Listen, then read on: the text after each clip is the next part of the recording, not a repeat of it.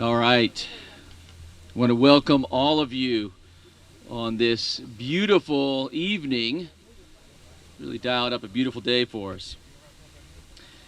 So it is my great pleasure and my honor to lead us in the rededication of the Lagler Field at the Webb School.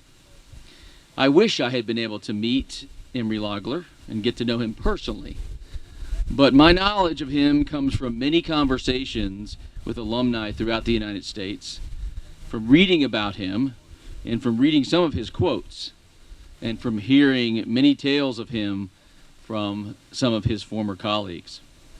He was clearly a great man who made a significant and positive impact on the lives of many of our Webb students. I'll share one of the conversations that I had with some of our alums with you. I was visiting some younger alums in Memphis, and I was talking to them about my vision for Webb of the 3 A's, academics, arts, and athletics, and about our intention to put a new turf field and a track here at Lagler Field. And this group asked many good questions during our lunch together, but as we were getting ready to finish up, two of the young alumni became very serious and very quiet, and they looked me straight in the eyes, and they said some version of the following: "We have one more very important question, or maybe a statement for you. Please tell us that you do not intend to rename Lagler Field any other name." And it was said pretty much like that. My answer was quick and unequivocal, mostly because I had already come to understand what a revered man Emory Lagler was in our Webb family. So I said, quickly, I have every intention of one day rededicating the field as the Emory Lagler Field and continuing to perpetuate the stories of how Mr. Lagler so positively impacted our students, their parents, and his colleagues. So I am pleased that today is that day. While we are pleased to add the beautiful track artificial turf field that allows many, many more students to play and recreate than ever before, because we can play in virtually any weather condition except lightning. Right? In the past, you'd have to get one practice and you have to be off the field because it had to be conditioned. But the kids are out there all the time, and I'm really pleased with that. But even though we're pleased with that, we're even more pleased to connect the past of Emory Lagler and his influence to the future of the Webb School. As we strategically plan how to thrive in a very dynamic and highly competitive market that desires academics, arts, and athletics, I found one of Emory Lagler's quotes that I think serves well to connect the past with the future. This quote is taken from our Webb magazine in the summer of 2002, which I believe is the year he retired. Is that right? I think that's right. So it says, Lagler believes sports to be very important for some students. He saw soccer as an important outlet, particularly for some of these struggling students. And this is a quote from Emory himself. "Many kids opened up on the soccer field, and I could see how success on the soccer field carried over into the classroom." Well, I say, well said, Mr. Lagler, consistent with my own life experiences and where we're headed. So at this point, allow me to introduce to you our chairman of the board, Mr. Vance Berry, class of 1972. Mr. Berry is a strong, visionary chairman of the board who understands our need to be a school of appropriate and perpetual change to meet the demands of an ever-changing landscape. And I appreciate his partnership and his support. So please join me in welcoming Mr. Vance Berry.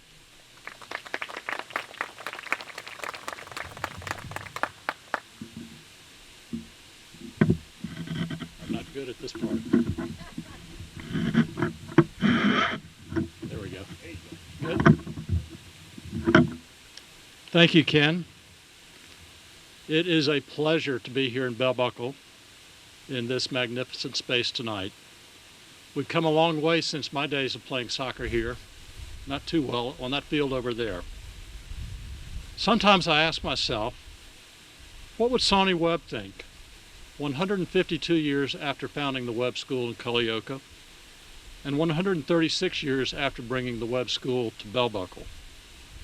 I think he would be proud. Sonny was an academic who valued scholarship. Our mission, set by Sonny many years ago, is to turn out young people who work effectively, who know the finer points of morals, and who are always courteous. We're an academic school, and we embrace our scholars. That's the foundation that we will keep and continue to build on. We have invested and will continue to invest in our academic facilities and resources. We will also continue to nurture and support our musicians, our actors, and our artists. And importantly, as evidenced by this spectacular facility, we will continue to support our student athletes. Why do we do this? And how does this square with Sonny's mission that we have embraced for over 150 years? We do it because today's emerging leaders have talents and interests that extend beyond the classroom. Today's most effective workers and tomorrow's leaders do more than excel in the classroom. A lot has changed in 152 years, including the finer points of secondary education. But I think Sonny would still be proud of what we are doing in Bell Buckle. We continue to turn out effective scholars who know the finer points of morals. Equally important, we are teaching, developing, nurturing, and coaching our students outside the classroom. Sonny wanted to turn out students who could make a difference in the world, and that's what we're continuing to do in our own special way. We have many people to thank for what you see behind me. Most importantly, we thank those of you who have supported the school so generously. We have a growing and important culture of philanthropy, and we could not do anything without the support of our broader Webb community. I'd also like to thank the leadership team on campus for making this happen, particularly Scott Dorsett, Jim Callis, and Ken Cheeseman. With that, I'll yield to L.R. Smith.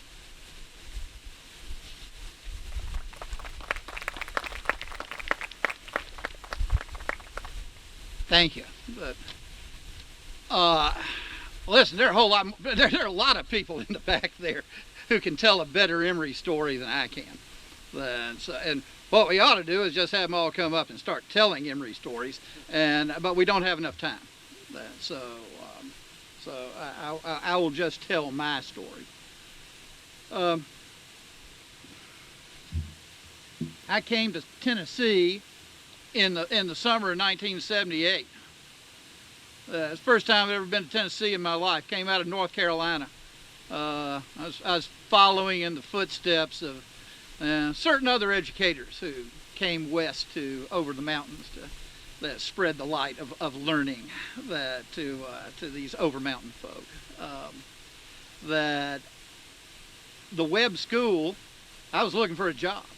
I couldn't find a job in North Carolina. Webb School is the only school that ever offered me a job. And I was smart enough to take it. I may have been born at night, but it wasn't last night. And in the interview process, towards the end of it, I find myself in the headmaster's office, sitting across from Jack Hefner, God rest his soul. And Jack says to me, he says, "Well, Mr. Smith, you seem to be competent in your profession, and you seem to be reasonably honest, and you work cheap." Three things that Jack liked. And he says, "But this is a boarding school. Is there anything else you can do besides teach?" And on the strength of a half a season of soccer when I was a sophomore in high school, I got caught smoking and thrown off the team. I said, well, Mr. Hefner, I believe that I can help you by being a soccer coach. Now, I can't be the head coach, but I can be an assistant coach. And he says, why? That's exactly what we need. See, we have a soccer coach. He's a Latin teacher, Mr. Lagler. And he is an excellent soccer coach, but he has a mercurial temper.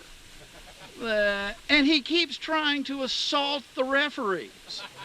That I need somebody who can just keep a hold of him and keep him out of jail.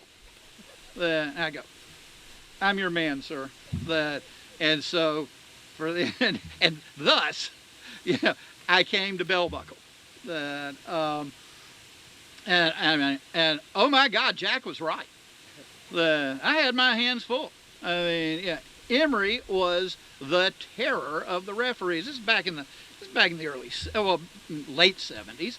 Shoot, nobody knew much about soccer around here. Emory never could get quite enough international students to make up a good soccer team, and so it frustrated him terribly. And he would take it out on the referees because he usually knew more than they did. And so there were several times when I had to jump on his back, say, "Calm down, Emory, calm down." And shoot, on that field over there, halfway through the match, he fired both the referees. He said, "You are no good. Here, you'll take your money and go." He and the other coach left the game. That was the only game I ever coached, and we lost. Oh my. Now, moreover, though, that when Emory realized that I knew absolutely nothing about soccer, that he very kindly allowed me to assist him in the Hunter Education program that he did every year, and I did know something about that. And that is, in fact, where I met my beloved Maura Judas, God rest her. And so I can pretty much affirm that it is due in no small part to Emory Lagler that I indeed found love, happiness, and professional fulfillment at the Webb School. So that God love Emory Lagler.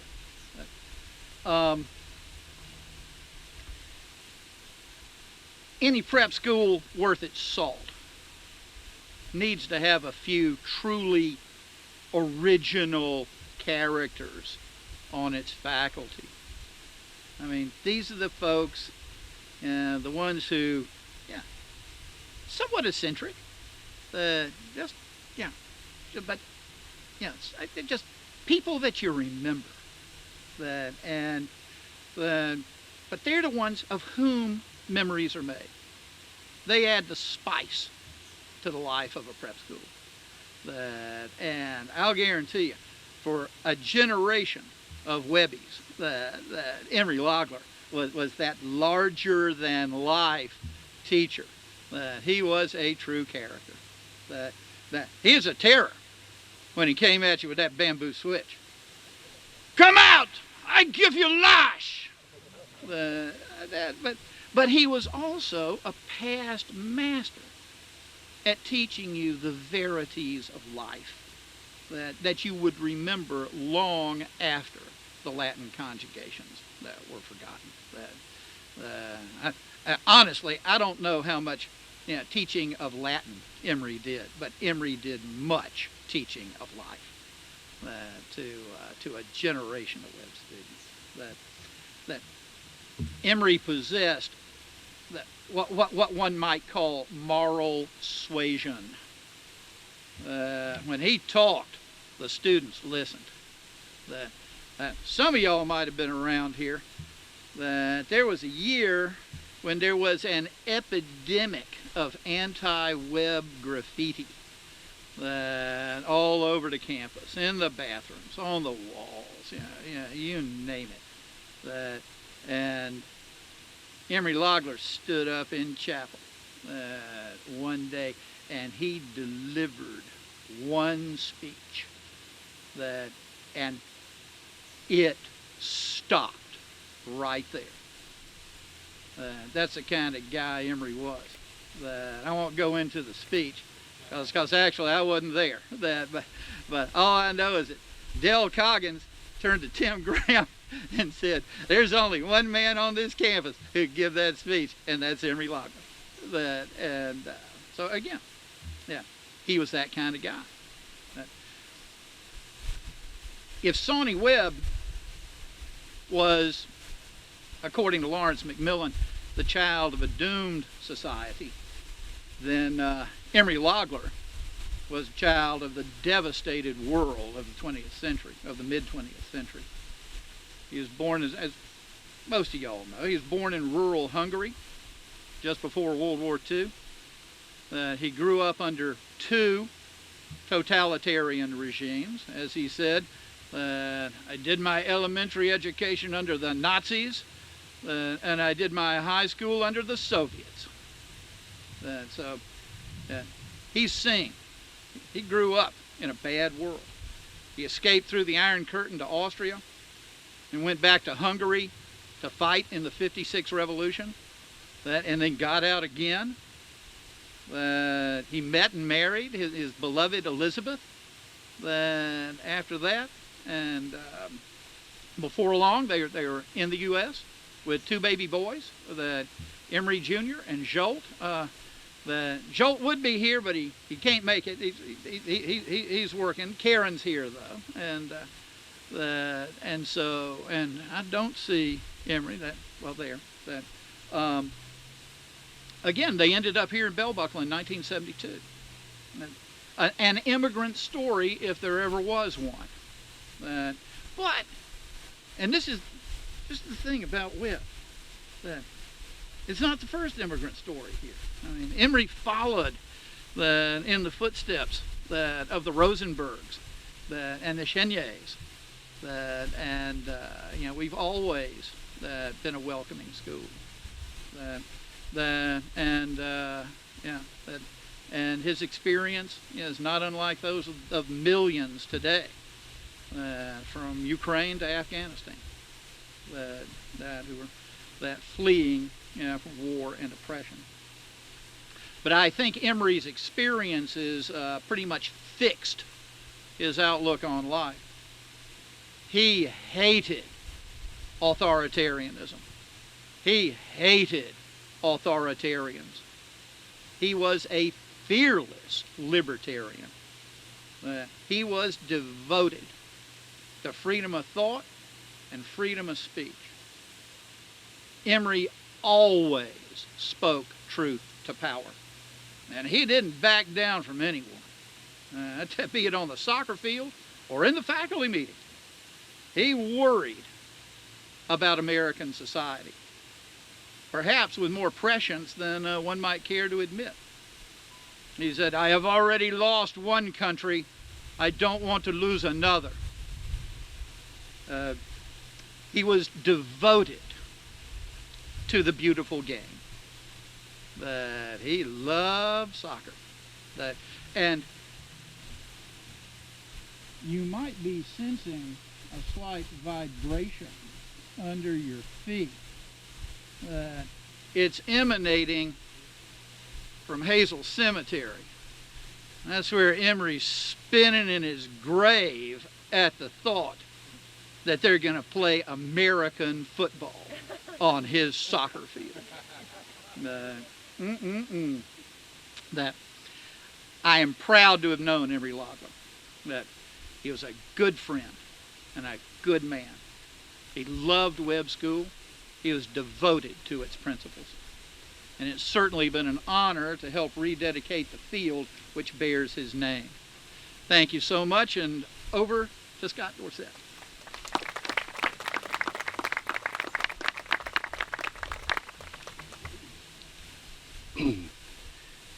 Thank you, LR. I worried more about having to follow LR today than I did anything else, because a legend, it's awful hard to always follow up on. I didn't have the joy. I just completed my 14th year this year to meet Mr. Lagler, but I loved his wife.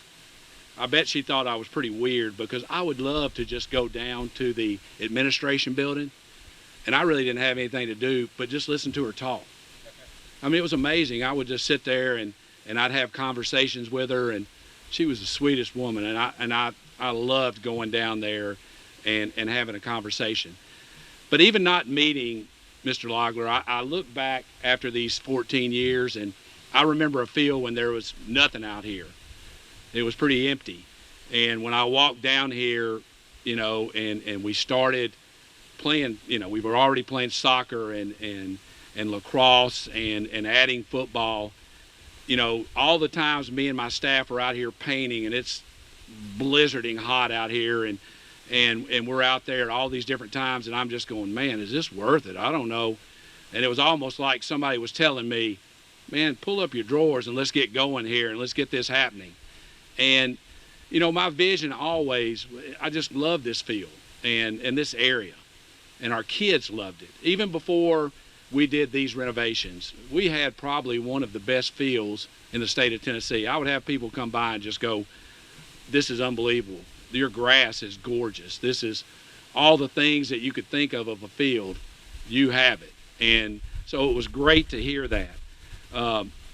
You know, we started playing football, and we started building a press box, and we started putting lights, thanks to some great people like Tom Foley and Steve Sachs. I remember, I tell a story, these lights out here, I have no electrician in my whole body, but I think I touched every one of these lights and wiring them up there. They would just tell me, put the yellow on yellow, the green on green, and go after it. And it just kept growing. And I'm going, man, this is so awesome. And people were loving it as they come around. You know, we started a cheer program, and we would look down here, and football game nights, soccer game nights, this place is packed down here. And folks are just having the best time. They might not know a thing about football or soccer, but they were just enjoy being with each other. And it was such a great sight to see. As we moved on, you know, we moved forward, and I always thought, man, how great would it be to have a infield turf? You know, I said, man, you're not going to have to worry about, like right now, you know, our summer, if we can make it to the end of April, I think some of my gray hairs, maybe they'll fall out, or I won't have any more, because with these rainouts and everything else, it's just a nightmare trying to get games in. But the other night we had a soccer game on this field, pouring down rain. Then it stopped. We went right on the field and played. And it was awesome. And those kids were so excited. It was fun to see that. It was great to have a headmaster that came along that saw the vision of the 3As. And the doors opened up for not only our student athletes, but the whole community. It was great to have, you know, George Huddleston, who worked with me and helping and was in buildings and grounds, and then followed by David Brown, that also saw the vision and the things that were going on, and how this could make Webb even more successful. Not just from the athletic standpoint, but from the overall school standpoint and the community. We were blessed to have Warner Athletics to come out here, and they did an unbelievable job. They worked hard. Binion Track, again, you know, when Ken and I was interviewing him, you know, I knew that was a passion, the track aspect. And I never realized really, though, how much it brought to the campus. Not just so you can have a track and field team, or you can do different things to train your kids in different sports, but it's amazing to see how the Bell Buckle community and the Webb community, I see people at lunch every day walking on the track just to get exercise. And I said, that's pretty awesome. I'm not going to lie to you, to see that. Our faculty and staff, we got some on an unbelievable regular basis. They're walking around that track. And so, and we want to open it, as we have, to our community and the Bell Buckle folks coming in here and being able to use it also, because we feel a part of that community. You know, we had a little bad weather when we were going through this. So one of the other items that we've built here is a new press box that's out there. I worked with Tom Foley, who was a parent and a construction guy, and we built the first little press box we got. So I'm not gonna lie to you, it kind of hurt my feelings. And when that little tornado came through here, and half of it is all over the place and just laying around, I said, well, there goes a lot of sweat equity gone right there. I guarantee you, another one of our great parents, Gary Coonan, that thing it's not going anywhere. If that moves, you need to get ready, because the end of time is getting ready to happen, because he's built that out of steel and it's unbelievable. Now I can't say as much for our scoreboard, because I was on spring break and I get a video and this thing's just wobbling, and you're sitting there going, you got to be kidding me. That thing's down in 5 foot of concrete with rebar. How in the world is this happening? But it's repairable, and Mr. Callis has done a great job of jumping on board and making sure that we have that back. Those kids, it was funny watching homecoming or any event that we've started to have.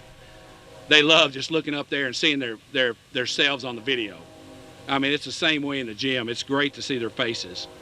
You know, it's opened the doors to so many things other than just athletics. Our clubs. I was watching the other day,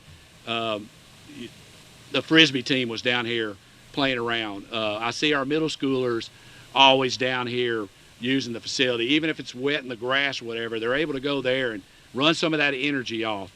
So having events and doing things that bring people to our campus.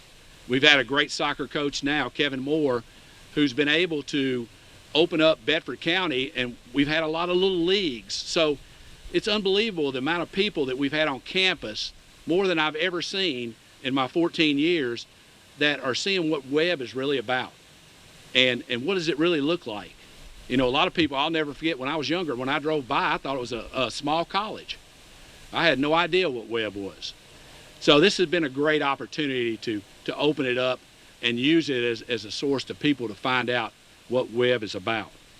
As I end up here, I would just like to thank, first off, Ken. You know, I can't explain when I'm interviewing him that day and we're talking, and I can promise you, all the people that think Ken is just about athletics, that's not the fact.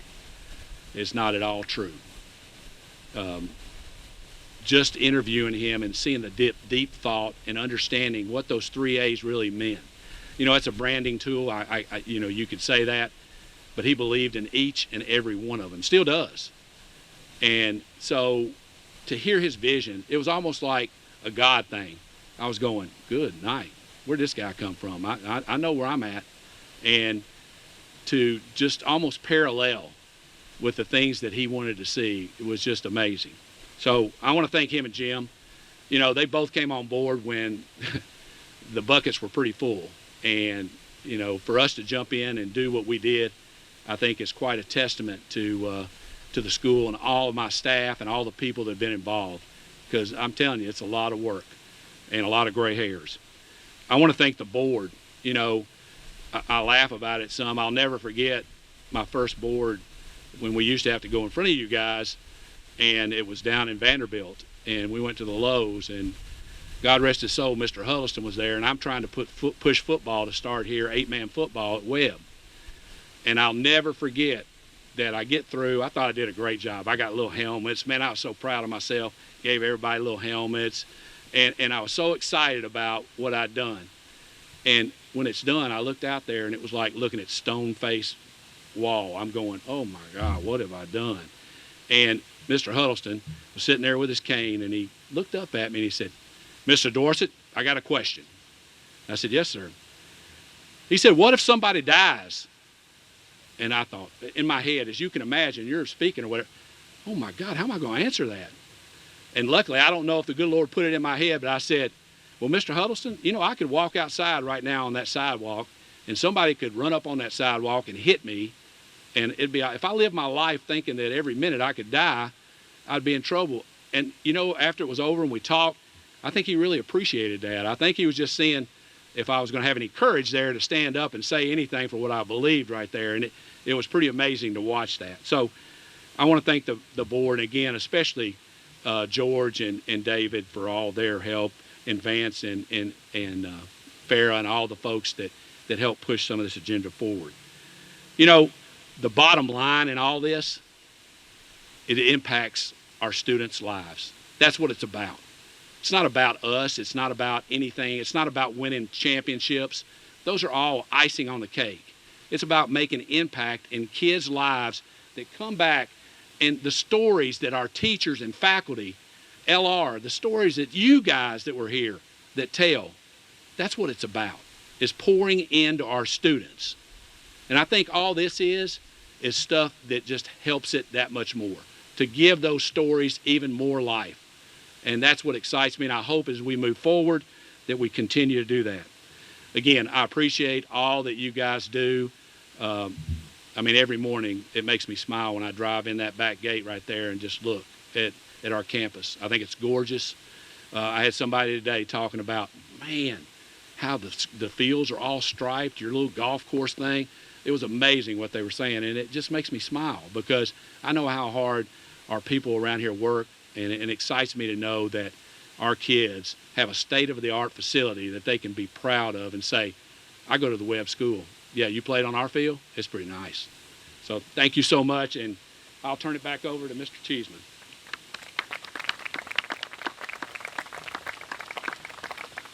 Many thanks, LR. Love those stories.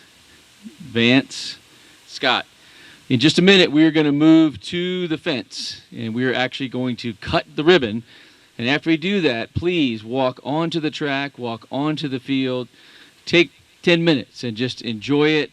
We had a wonderful video for you that was going to play on that video board, but, you know, not happening today. So with that, please walk with me and so we can cut the ribbon and rededicate the Embry-Lagler Field. I need you three with me. We're going to get a picture down here.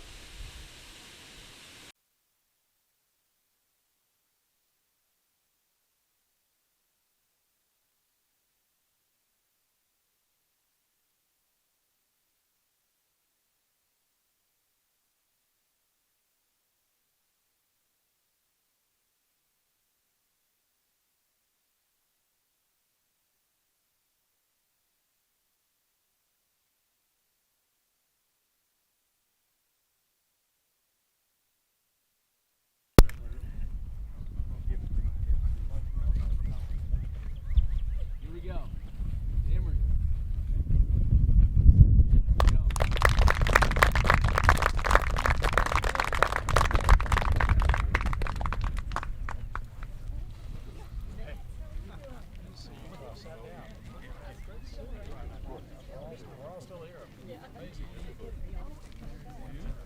I was just telling him the shuttle is here. It's going to take you guys from point A to point B to the that'll be good. Yeah. It's going to probably, the biggest, it's going to be going up that little incline. But they have to be sure. Okay. Are we good? We're going now? Yes.